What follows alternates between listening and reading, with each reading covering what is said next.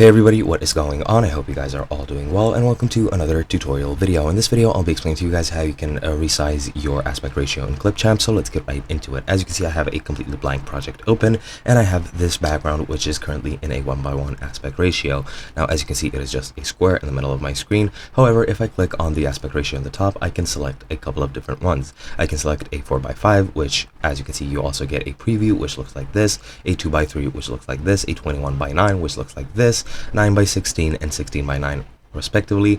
And yeah, that is pretty much the entirety of the choice you have in Clipchamp. You might get more if you upgrade to premium, but I'm not so sure about that. And if you click on it, as you can see, the blank space or the blank background resizes, and now it is in that aspect ratio. So let me just show you with a video demonstration. As you can see, this video looks like this in a 16:9 aspect ratio, and I can also resize it very easily by clicking on the aspect ratio again and clicking on another aspect ratio. And as you can see, the video resizes itself as well, and you can just fill it out if you wanted to. However, you can also just fit it to the background, and you can change it as many times as you want for any desired effect that you have. And that is pretty much all there is to it. As I've mentioned, you can fill it in as well. And yeah, that is pretty much all there is to it. I hope you guys enjoyed, and I'll be seeing you guys in another video.